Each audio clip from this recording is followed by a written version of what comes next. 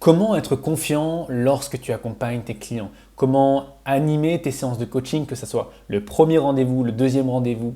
Comment tout simplement être présent lorsque tu coaches une personne pour pouvoir lui apporter des transformations rapides, profondes et durables? C'est la question que j'ai eue cette semaine par une de nos clientes qui est dans notre école de coaching, l'école des bâtisseurs, qui m'a posé la question suivante. Fabien, comment tu fais pour être si confiant lorsque tu accompagnes une personne? Comment tu fais pour être présent? Comment toi tu animes tes séances de coaching? Et c'est dans cette vidéo que je vais te révéler les 3 secrets. Mais surtout, je vais répondre à sa question et tu vas toi pouvoir y bénéficier gratuitement. Et avant de te révéler le plan de cette vidéo, je vais t'expliquer qui je suis rapidement et succinctement. Ça fait plus de 15 ans que je suis tombé dans la marmite du développement personnel, que j'ai plongé à l'intérieur de moi, que je continue à me remettre en question, que je continue à m'étudier, mais également étudier des concepts, des principes premiers pour devenir cette personne qui vit sa réalité désirée. Et ma croyance, c'est qu'on continue toujours à évoluer et à progresser et à se transformer. En fait, il y a 2 choix. Soit on continue d'évoluer, soit finalement on régresse et on meurt. Ton évolution personnelle, c'est un peu comme la nature. La nature, soit elle grandit, soit elle fleurit, ou soit finalement elle périt. Alors qu'est-ce que toi tu as envie d'être? Est-ce que tu as envie de continuer à évoluer et fleurir ou le contraire? Et ça fait 5 ans que j'accompagne des personnes à se révéler, à développer leur plein potentiel, à enlever les couches de l'oignon pour pouvoir les aider à aller créer la réalité qu'ils désirent. Et ça fait 2 ans qu'on a lancé notre école de coaching avec Noémie où on forme, où on transforme des personnes et on les aide à développer leur activité de coaching dans le milieu du bien-être en particulier. Dans cette vidéo, on va voir 3 points. Donc si parfois tu me vois regarder ici, c'est juste que j'ai mes notes, d'accord? Donc le premier point, c'est les 3 chemins possibles que tu peux prendre dans tes séances de coaching. Le deuxième point qu'on va voir dans cette vidéo, c'est le cœur du travail de coach. Et le troisième point, c'est les 4 outils que tu as déjà à l'intérieur de toi. Et si tu comprends ces 4 outils-là, tous tes coachings vont changer. Alors parlons maintenant des 3, donc de la partie 1, mais des 3 chemins possibles. Le premier chemin, c'est lorsque tu traites un problème. Ton client arrive, la première question que tu lui poses, c'est quel est le problème aujourd'hui? Ou quelle est la problématique que tu veux traiter? Ou quel est le challenge que tu traverses aujourd'hui? On traite vraiment de cette racine problématique. Et à partir de là, tu déroules ton programme avec tes outils ou les 4 outils que je vais te partager juste après. Le deuxième chemin, c'est tu pars d'un objectif. Ton client arrive devant toi, tu lui poses la question, quel est ton objectif maintenant? Qu'est-ce que tu veux atteindre? Une fois qu'on a un objectif, ce qui est important pour toi, c'est de comprendre quelles sont les motivations. Pourquoi il veut atteindre cet objectif-là? Et une fois on sait les motivations, on connaît l'objectif qui est clair, qui est précis, souvent, ça va soulever de nouvelles problématiques. Ça va soulever des croyances, des identifications, des blocages. Et à partir de là, tu pourras traiter ces blocages, ces problématiques pour l'aider à atteindre son résultat beaucoup plus rapidement. Et le troisième chemin, c'est tu suis ton programme. Tu as défini un plan précis pour accompagner ton client. Tu sais que le premier rendez-vous, tu fais ça. Le deuxième rendez-vous, tu fais ça. Le troisième, tu fais ça. Avec Noémie, on te recommande d'avoir 3 types d'outils dans ton accompagnement. Le premier type d'outil, c'est un outil de connaissance de soi. Nous, on enseigne le design humain, on utilise également les 6 besoins fondamentaux, mais il y a plein d'outils qui existent, la numérologie, l'astrologie, les valeurs, l'énéagramme, peu importe. Le deuxième type d'outil, c'est un outil de libération. Une fois que la personne, elle comprend, elle se connaît davantage, il faut un outil qui lui permet de se libérer de ses charges émotionnelles. Nous, on enseigne l'EFT, la méthode shifting et plein d'autres outils. Tu pourras cliquer sur le premier lien dans la description pour découvrir 8 outils qu'on te transmet pour un tarif dérisoire. Et le troisième type de coaching qu'on te recommande d'avoir dans ton accompagnement, c'est un outil de guidance, de coaching. Un outil qui va te permettre d'aider ton client à passer à l'action rapidement, d'avoir un plan d'action pour qu'il puisse agir. Souviens-toi que l'action, c'est vraiment ce qui va permettre à ton client de changer d'identité, de changer de croyance. Au lieu de rester juste sur le plan intellectuel, mental, il faut qu'il passe aussi à l'action dans cette dimension physique. On est dans une dimension physique ici, donc il doit avoir de l'action. Tu te souviens, à chaque fois, on te transmet notre philosophie du être, faire et avoir. Mais entre le être et le avoir, tu vas avoir le faire, donc les actions. C'est le faire qui connecte l'être et l'avoir. Donc c'est pour ça qu'il te faut ce type d'outil de coaching où tu pousses ton client à changer ses actions, où tu pousses ton client à passer à l'action tout simplement. Maintenant, voyons la partie 2, le cœur de ton travail en tant que coach. Lorsque tu vas avoir ton client, souvent, il va avoir ses gardes émotionnels. Il ne veut pas se montrer réellement vulnérable. Et spoiler alerte, des fois, ton client va investir dans ton coaching juste pour se donner bonne conscience, juste pour pouvoir dire à ses proches, j'investis sur moi. Mais il ne change pas, mais il ne passe pas à l'action.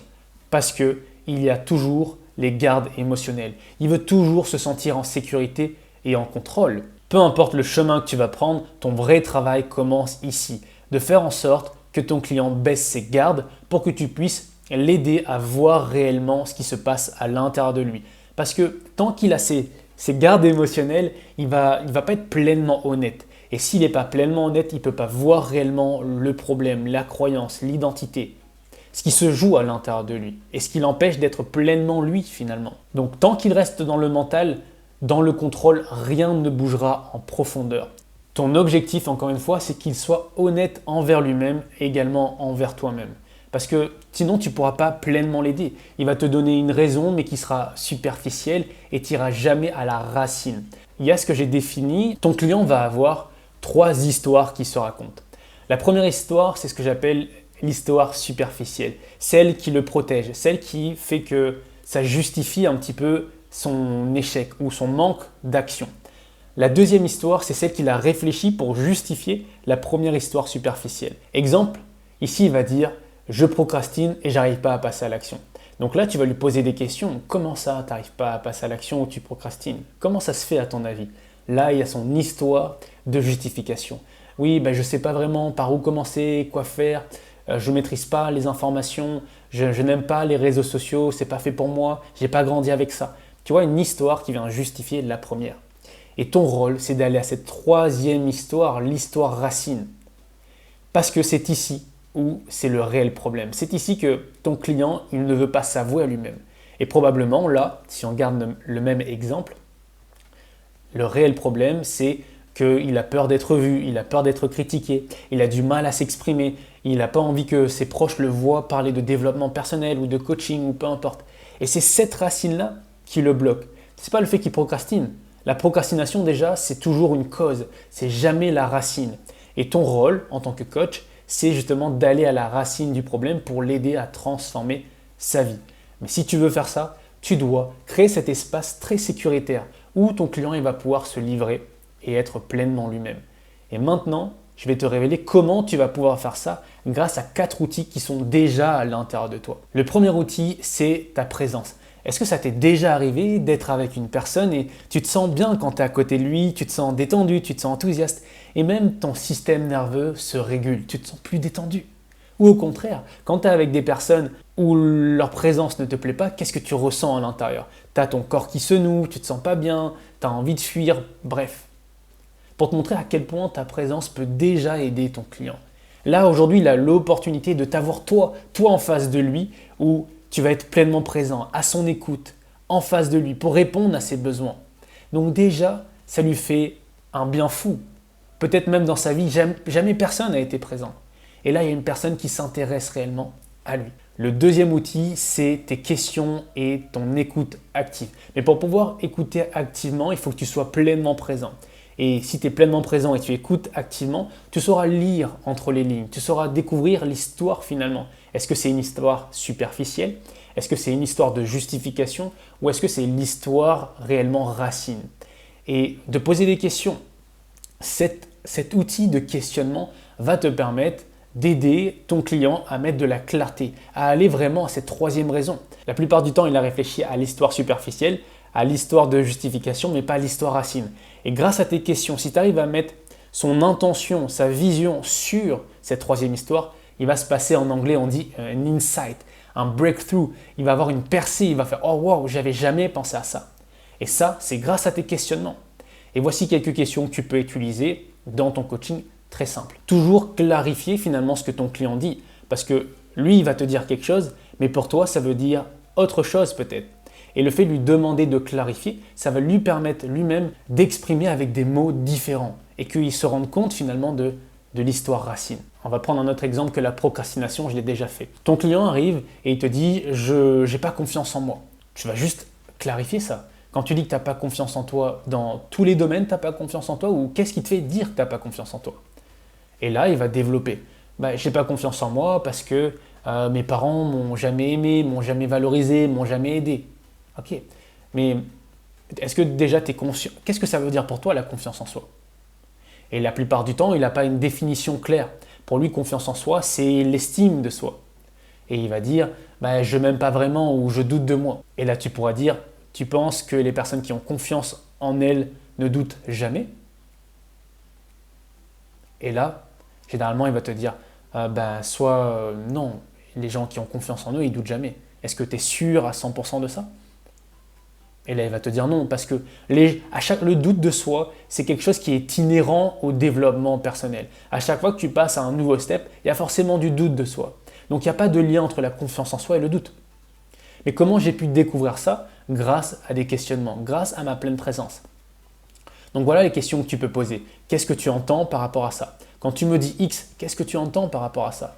Qu'est-ce que ça veut dire pour toi, ça? Ok? 2 questions super simples. Si tu voudras aller plus loin, il y a le premier lien dans la description qui va t'aider à développer ton activité, à structurer avec des outils. Le troisième outil qui est déjà à l'intérieur de toi, c'est ton intuition. Ce que tu ressens dans ton corps, dans ton esprit, cette petite voix qui te dit « il est en train de te raconter des bêtises là ». Il y a une peur plus profonde qui se cache là. Ton objectif en tant que coach, ça va être de verbaliser cette intuition que tu as. Bien sûr, sans projeter. Et c'est pour ça que je t'invite toujours, si tu es dans le domaine du coaching, à te transformer personnellement, à te remettre en question. Parce que si tu ne le fais pas, tu vas faire que des projections sur ton client. Et tes projections sont limitées à ton niveau de conscience. Et ton business dépend principalement de ton évolution personnelle. Tant que tu n'évolues pas personnellement, tu ne pourras pas développer ton activité de coaching et tu auras du mal, encore une fois, à apporter des transformations profondes à ton client. Passe du temps à te libérer de tes blessures émotionnelles. Passe du temps à observer tes croyances, les histoires que tu te racontes, les identifications, mais aussi passe à l'action. Et attention, je ne suis pas en train de te dire que tu as besoin d'être guéri à 100% pour développer ton activité. Je suis juste en train de te dire, ne sois pas comme ces autres coachs qui ont l'impression d'avoir la science infuse.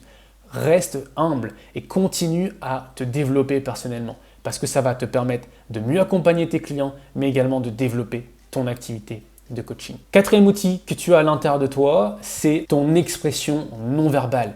Ton visage, ta voix, tes mains, tout ton corps parle. Avant même que tu dises quelque chose, et même quand tu vas dire quelque chose, ton client va sentir la vibration. Il va sentir cette énergie qui s'émane de toi. Et comment c'est possible? Parce que quand tu étais enfant et que tu ne comprenais pas le A, B, C ou les mots, qu'est-ce que tu faisais en tant qu'enfant? Tu observais tes parents et grâce à leur visage, grâce à leur intonation, tu arrivais à capter l'énergie. Est-ce qu'ils sont en colère? Est-ce qu'ils sont heureux? Est-ce qu'ils sont joyeux? Et en fonction de ça, tu as adopté un comportement.